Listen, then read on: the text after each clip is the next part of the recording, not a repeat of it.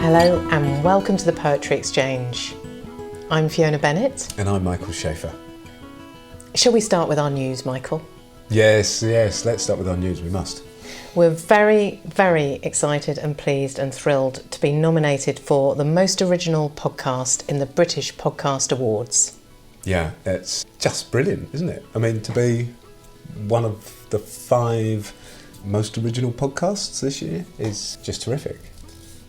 When people were talking about the Podcast Awards, I read somewhere somebody saying podcasts are often a labour of love. And I think this is really true. There are lots of people out there making amazing podcasts, and it's really worth going to the British Podcast Awards site, because if you want to find yourself some new podcasts to listen to, there's lots of good ideas there. But yeah, it is a labour of love, and we would not be nominated as one of the most original podcasts were it not for all the people who've been involved in the project and you, the listeners, really chiming in and helping us stay motivated, keep going and keep producing this curious thing that is Poems as Friends. So it's fantastic that this month's episode is another of our international exchanges, and we're delighted that Nicholas Laughlin found enough time in his extremely busy schedule to talk to us. Nicholas is Programme Director of the Bocas Lit Fest, which is Trinidad and Tobago's annual literature festival, and in fact it's just taken place. So we were indeed very lucky to get some time with him. Michael, you and I weren't the team that actually did this exchange, but I know that you were just listening to the conversation that we're about to share, and I just wondered what struck you as you were listening in. Yeah, well, when I was listening to it at the beginning, I thought, oh my God, I'm going to struggle with this one, because when I first heard the poem, I thought, I have no idea what to make of this. It does appear to be a bit of a riddle. And then when John and Andrea were talking to Nicholas about it, apparently it is a riddle, and so don't be put off if at the beginning you feel that you're a little bit lost. Nicholas does a brilliant job of explaining that for him it is a kind of inexhaustible poem, and one that's been with him for quite some time, and that he anticipates staying with him throughout his life. So stick with it, and it really bears fruit. Fantastic. So you'll be listening to John and Andrea talking about Proem by Martin Carter, the poem that's been a friend to Nicholas.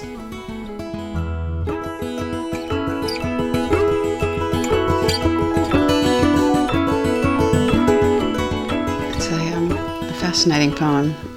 A lot to think about. Would you read it for us?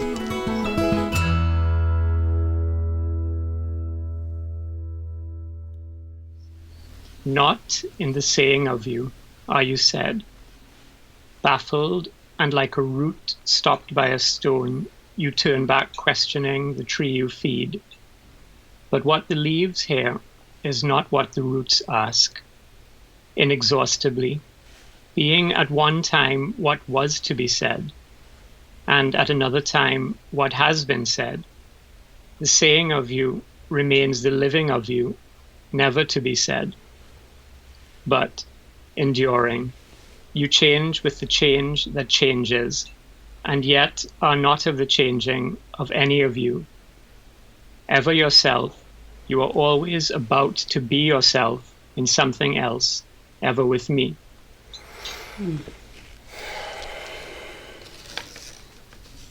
So when did you first come across this poem? I probably first read this poem around the time that I first read Martin Carter at all, which would have been as an undergraduate at university. I can't say that I remember very much of what we actually did in our classes, or whether I wrote a paper or anything like that, but I do remember reading Carter's poems.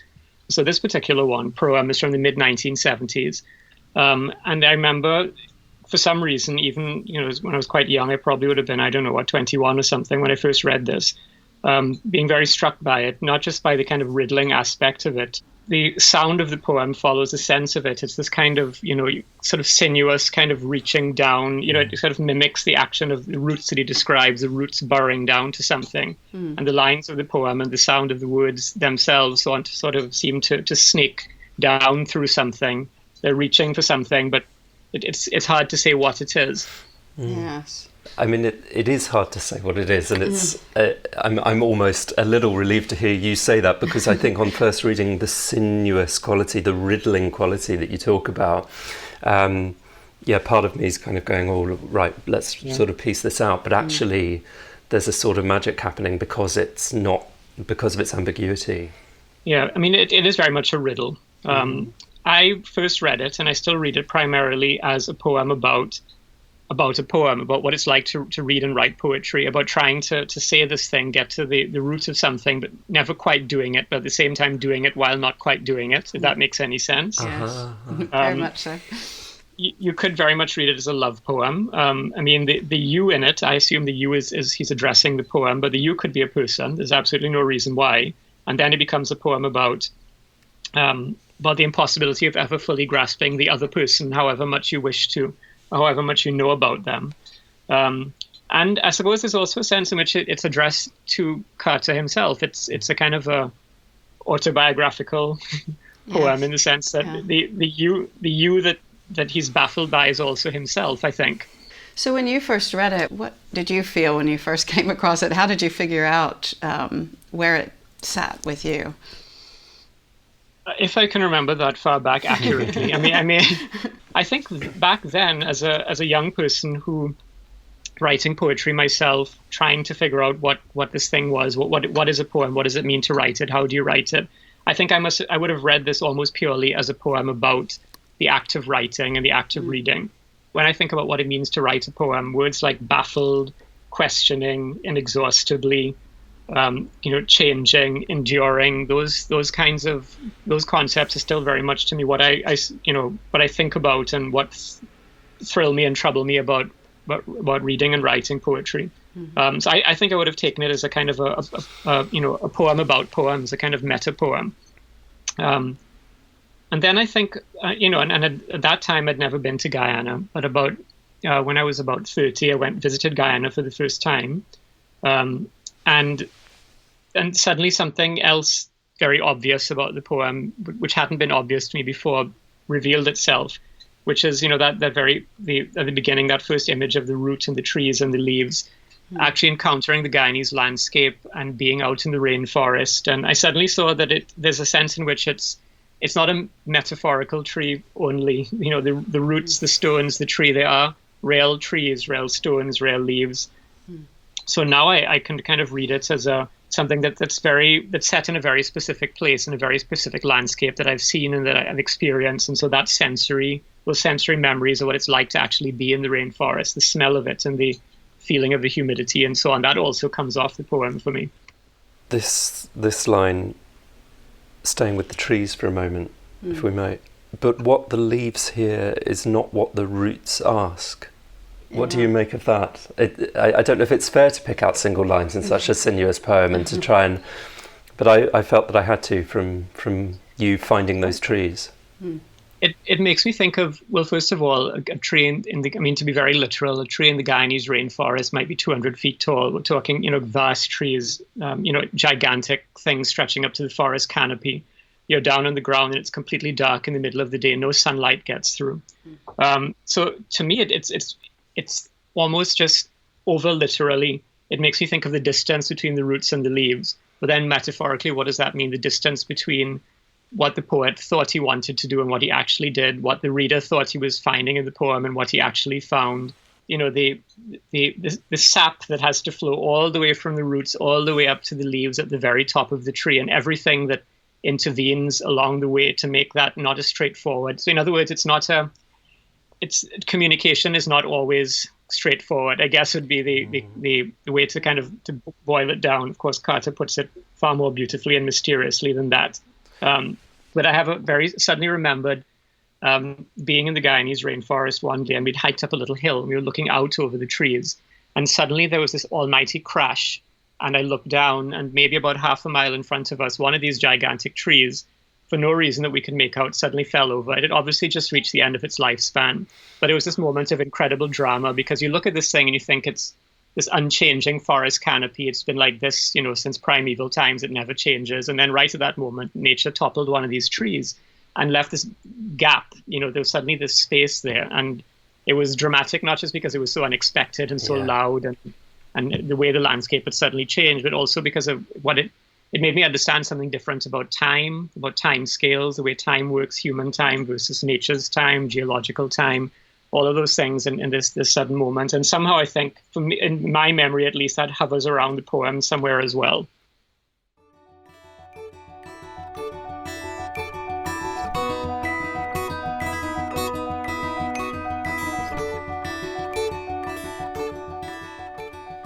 I am struggling a little bit with these lines because they are so beautiful. But yeah, when change is mentioned, let's see, 1, 2, 3, 4 times within these 2 lines. You change with the change that changes, and yet are not of the changing of any of you.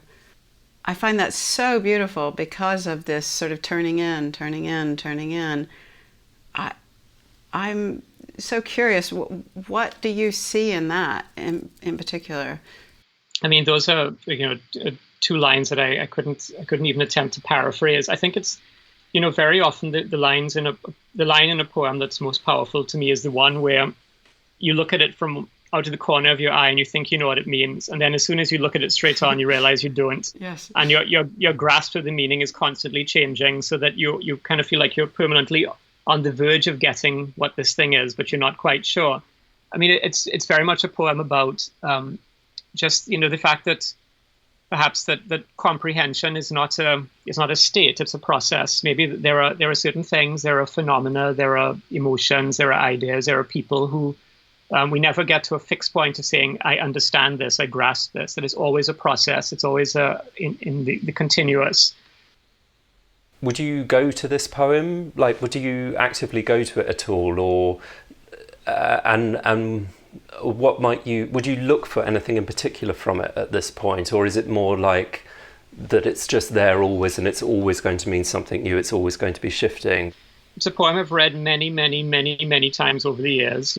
This one in particular, I think, I would say, I kind of put it to someone once. I said that, if I was told that the planet was about to explode and I had 5 minutes to get to the rocket ship and I could take one poem with me, I would, this might be the one I grab. And I don't know why, it's an instinctive thing, but maybe it's just because it is an inexhaustible poem. And that in the rocket ship, in the depths of space, I could continue reading it for many years and would continue to intrigue me. I am not quite as old as Carter was when he wrote this poem. I'm about 10 years shy, but as I get older, it reads to me more and more a poem about trying to understand just what it means to live and to get older, to see your life change and to see people change, and this kind of strange thing that happens, the acceleration of time and how your perception of what matters changes as you get older. I mean, everyone does this. This is the human condition. We all struggle with this. It just makes me find that line, the saying of you remains the living of you, never to be said. Exactly. Which is an extraordinary line in the centre of this sinuous poem that can be read about poetry and about the saying of things, and yet also somewhere there deep inside it, the possibility of something not being said but living. Yeah, it's very, very audacious of Carter, as you say, in the very middle of the poem, to basically say what I'm trying to do here is impossible. I'm trying to write a poem about everything you can't actually speak about, and admitting that in the middle of it. The other thing that's interesting too is if you listen to the rhythm of the poem, it's a very calm, thoughtful, meditative poem. There's nothing frantic about it. You have to read it slowly. The language forces you to read it slowly. It does not trip off the tongue. And to confront such a terrifying thing, the impossibility of communication, the impossibility of saying what you really want to say, but to be so calm about it and to put it so beautifully and eloquently, is also, it's quite an extraordinary thing.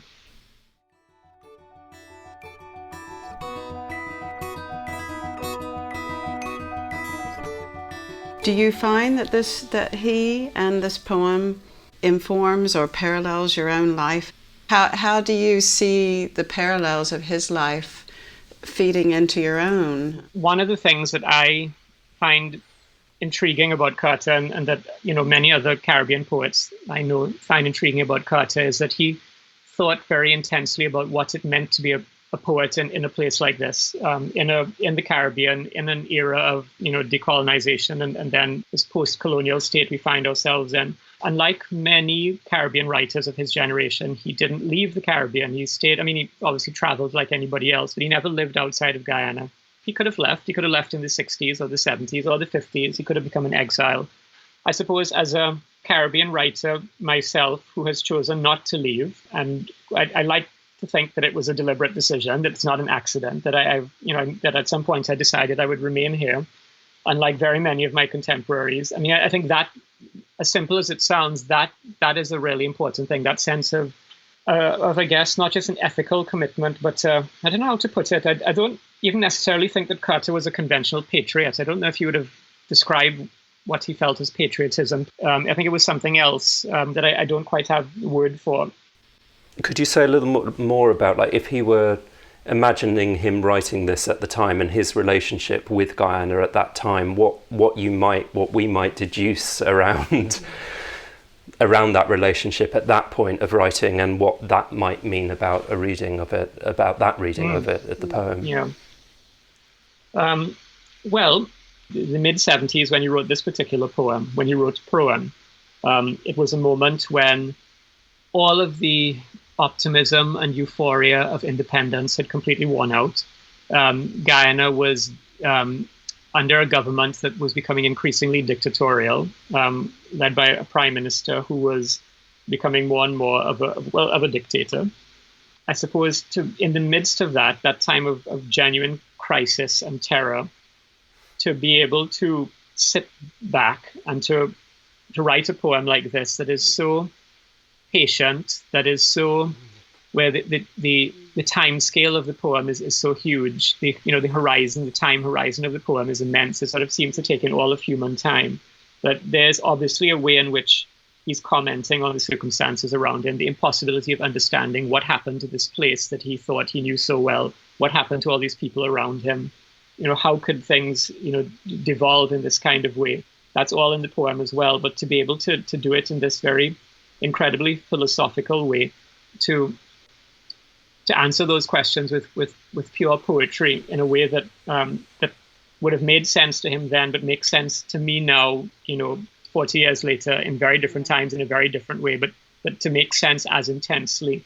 I think that's quite extraordinary. I'm not sure if I've answered your question at amazing. All. And even the way that he says, the root turns back, questioning the tree it feeds, that idea of, if you think in very practical ways about what is the role of a writer or an intellectual in the society, the idea that, the turning back and questioning sometimes is the valid response. If you want to kind of put it into that sort of political context, that his job as a poet is not necessarily to continue to bang the drums and wave the flag. Sometimes the thing is to stop and turn and question. That's built into the poem as well. And I think it's just that, as you say, the old aphorism, life is short and art is long. I think there's very much a sense here, writing a poem that will, long after he is gone and long after all of his political enemies and friends, companions, long after they're all gone, that the poem will remain valid and readable and have questions, if not answers, that will intrigue future readers.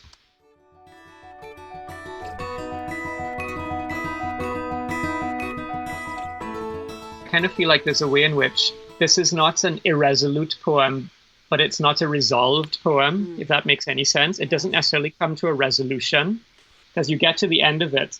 And I mean, my instinct is to immediately go back to the start of it, because I kind of think, well, that's not the end. That can't be the answer. And so and it becomes a kind of cycle. And then realizing that, that key to the poem is that it does not actually, it remains unresolved, but in a good way, in a productive way, in a way that opens possibilities rather than closes them, I think is important.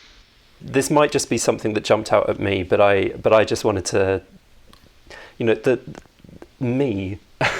It's just the me. I just wanted to kind of, that final word, because the poem is you and you and you, and I was just really struck. Well, and can I pair that also with the Proem and the me? That just struck me as such interesting bookends. The title is curious. Yes, I have to admit, I'm sort of, in a sense, seeing this for the first time, that all along, He's been talking about you, and he suddenly finally comes back to me, to himself. He, suddenly inserts himself in the poem in the very last breath of it, almost. When you, there's something very surprising about it. I'm not sure. It's something to think about. And even just the way that, a proem is literally like a forward to something, but even just the way that, that the ME of me is kind of echoed and reversed in the word proem. It's kind of fascinating, something else I'd never quite noticed before.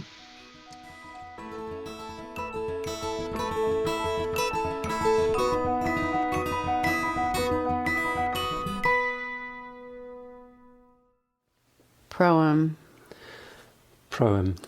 Not in the saying of you are you said. Not in the saying of you baffled are you and said. like a root stopped by a stone. And like a root you turn back questioning the tree you feed. You turn back questioning the but tree you feed. But what the leaves here is not what the roots ask. What the leaves here Inexhaustibly. is not what the roots ask. Being at one time what was to be said. And at another time, what has been said, and at the saying time, of you what has been remains said, the living of the you, saying of you never remains to be said. The living of you, never but to enduring, be said. You change with the change that changes, you change and yet with are the not change of the that changing changes, of any of and you, yet are not of the changing ever yourself. of any of you. You are always about to be yourself, ever yourself. In something else, you are always ever about with to me. be yourself. In something else ever with me.